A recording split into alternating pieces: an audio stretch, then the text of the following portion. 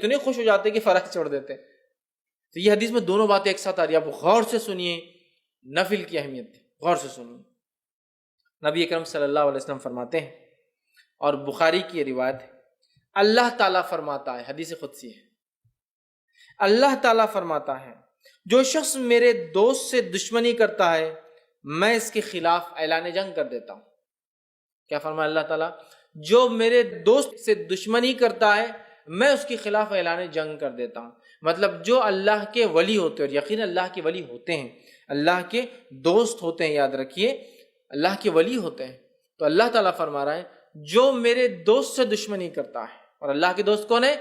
جو تقوی اختیار کرتے ہیں. ایمان والے ہونا پہلی شرط، وہ تقوی اختیار کرتے ہیں اور ہر کام سنت کے مطابق کرتے ہیں. ٹھیک ہے.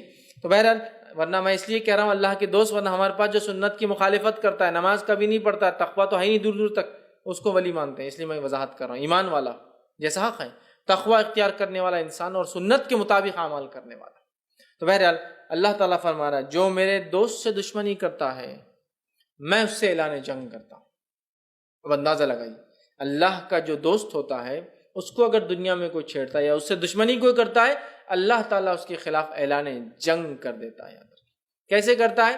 وہ جس نے دیکھا نتیجے اس کو سمجھ میں آتے ہیں. انبیاؤں کے ساتھ جس نے برا سلوک کیا ان کے نتیجے دیکھ لیجئے، صحابہ کے ساتھ جس نے برا سلوک کیا کیسی کیسی موتیں مرے ان کی زندگی دیکھ لیجئے، سلف صالحین پہ جس نے ظلم کیا ان کی زندگیوں کا مطالعہ کرے، خاص طور سے ان کی موتیں دیکھے، اور اس کے بعد معصوم مسلمانوں پہ جس نے بھی ظلم کیا ان کی زندگی کی حالت دیکھیے. آپ کہیں گے واقعی میں اللہ تعالیٰ کیسا بدلہ لیتا ہے. چونکہ اللہ تعالیٰ جب دشمنی لیتا ہے اس کے خلاف تو وہ دشمنی واقع میں نبھاتا بھی ہے. سمجھ رہے آپ بات کو؟ ہر طرف سے اس کو جو ہے چت کر دیتا ہے اس دنیا کی زندگی میں. تو بہرحال اللہ تعالیٰ فرما رہا ہے جو شخص میرے دوست سے دشمنی کرتا ہے اس کے خلاف میں اعلان جنگ کرتا ہوں. تو ایک بات ہمیشہ ذہن میں رکھنی چاہیے، اللہ کے نیک بندوں کے خلاف کوئی چال نہیں چلنا چاہیے. اس لیے کہ جب ہم اللہ کے نیک بندوں کے خلاف چال چلتے ہیں در حقیقت اللہ ہمارے خلاف اعلان جنگ کر دیتا ہے. پھر ہوتا ہے نا بہت سارے لوگ، نیک لوگ خواہ تنگ کرتے ہیں زمین کے معاملات میں، اس میں خواہ احتیاط کرنا چاہیے. آپ خطرناک زون میں جا رہے ہیں، آپ کو تکلیف ہو سکتی ہے. ٹھیک ہے. آگے آئیے سنیے. اللہ تعالیٰ فرماتا ہے اور میرا بندہ سب سے زیادہ میرا تقرب اس چیز کے ساتھ حاصل کرتا ہے جسے میں نے فرض کیا ہے. اللہ تعالیٰ فرما رہا ہے میرا بندہ سب سے قریب مجھ سے تب ہوتا ہے جب وہ میری فرض کردہ چیزوں کو پورا کرتا ہے. اللہ تعالیٰ فرما رہا ہے میرا بندہ میرے سب سے قریب کب آتا ہے؟ جب وہ چیز کرتا ہے جو میں نے اس پر فرض کی ہے. تو آپ اللہ تعالیٰ فرمایا میرا تقرب میرا بندہ سب سے زیادہ حاصل کرتا ہے اس چیز کے ذریعے جو میں نے اس پر فرض کیا ہے، یعنی فرائض کے ساتھ میرا تقرب حاصل کرنا ہی مجھ سے سب سے زیادہ مطلب فرائض کے ذریعے میرا تقرب حاصل کرنا یہ مجھے سب سے زیادہ پسند اللہ اعلان کر رہا ہے. آگے آئیے پھر اللہ تعالیٰ فرما رہا ہے حدیث قدسی ہے اور میرا بندہ نوافل کے ذریعے میرا تقرب حاصل کرتا ہے. فرض سے سب سے زیادہ لیکن نوافل سے بھی کرتا ہے. فرض کے بعد مطلب فرض جو ادا کرتا ہے اس کی نفل قبول ہوتی ہے، بات بھی یاد رکھیں. پھر اللہ فرماتا ہے پھر جب اور میرا بندہ نوافل کے ذریعے میرا تقرب حاصل کرتا رہتا ہے یہاں تک کہ میں اس سے محبت کر لیتا ہوں. میرا بندہ پہلے تو فرض کرتا ہے، میرا تقرب حاصل کر لیتا ہے، چونکہ فرض سے ہی میں سب سے زیادہ قریب ہوتا ہوں بندوں کے، یہ مجھے سب سے زیادہ محبوب ہے. پھر میرا بندہ نفل پڑھتا ہے اور نفل پڑھ کر میرا تقرب حاصل کرتا ہے، اتنا تقرب حاصل کرتا ہے کہ میں بھی اس سے محبت کرنا شروع کر دیتا ہوں نوافل کے ذریعے. اب آگے سنیے ذرا. تو میں بھی اس سے محبت کر لیتا ہوں. پھر جب میں اس سے محبت کر لیتا ہوں، فرض سب سے زیادہ اللہ کو پسند عمل ہے، سب زیادہ قریب بندہ فرض سے آتا ہے، لیکن فرض سے جو قریب آنے کے بعد بھی جو نفل پڑھے وہ ٹاپ موسٹ چل جاتا ہے. بولنے کا مطلب یہ ایک انسان سے فرض بھی کرے تو اللہ سے قریب ہوتا ہے، لیکن فرض کے بعد جو نفل پڑھے وہ ٹاپ موسٹ لیول تک پہنچ جاتا ہے اللہ کے قریب، اتنا کہ اللہ تعالیٰ اس سے محبت کرنے لگتا ہے. اور اللہ فرماتا ہے اور جب میں اس سے محبت کرنے لگتا ہوں تو میں اس کا کان بن جاتا ہوں جس سے وہ سنتا ہے.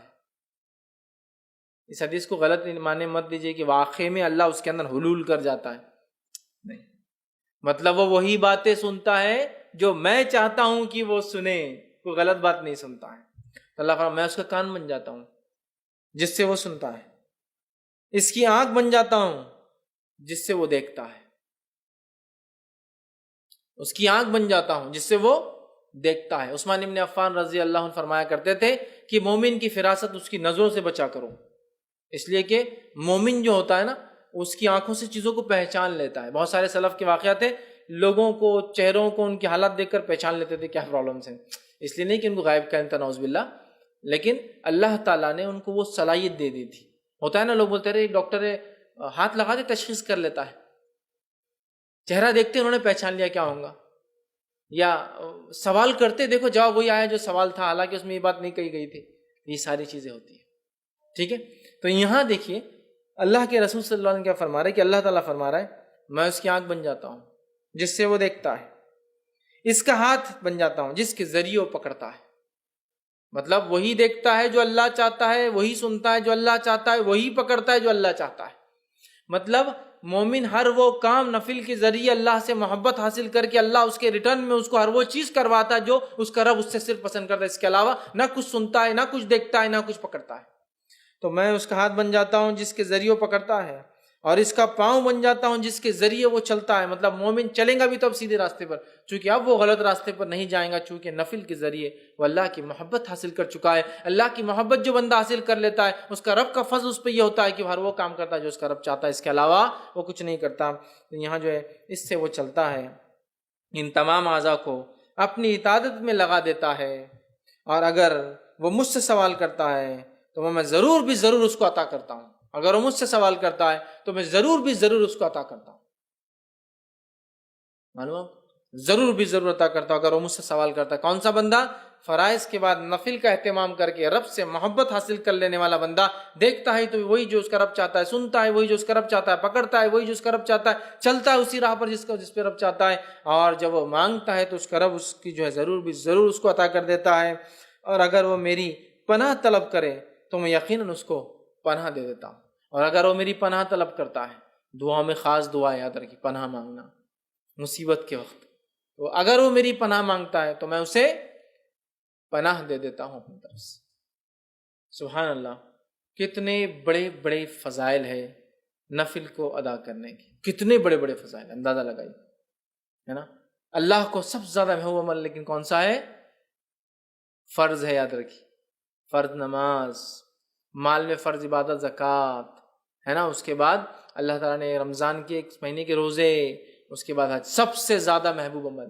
اس کے بعد یہ کرنے کے بعد بندہ نفل کے اندر دوڑتا ہے، آگے بڑھتا ہے، فرض نماز کے بعد نفل نماز، فرض زکوٰۃ کے بعد نفلی زکوٰۃ، فرض روزوں کے بعد نفلی روزے، فرض حج کے بعد نفلی عمرے، نفلی حج بولتے ہیں اس کو حج صغیر، چھوٹا حج، وہ کرتا ہے تو اللہ سے اتنا قریب ہوتا ہے کہ اللہ محبت کرنے لگتا ہے۔ جب اللہ محبت کرنے لگتا ہے تو وہ جو دیکھتا ہے وہ جو اس کا رب چاہتا ہے، وہی سنتا ہے جو اس کا رب چاہتا ہے، وہی اس کے ہاتھ پکڑ دے اس کا رب چاہتا ہے، اسی راہ پر چلتا ہے، قدم چلتے ہیں جو اس کا رب چاہتا ہے، اور پھر جب اپنے رب سے مانگتا ہے اس کا رب اس کو پورا، اس کی دعاؤں کو پورا کرتا ہے، اور جب وہ پناہ طلب کرتا ہے تو اللہ تعالیٰ اس کو پناہ عطا کر دیتا ہے۔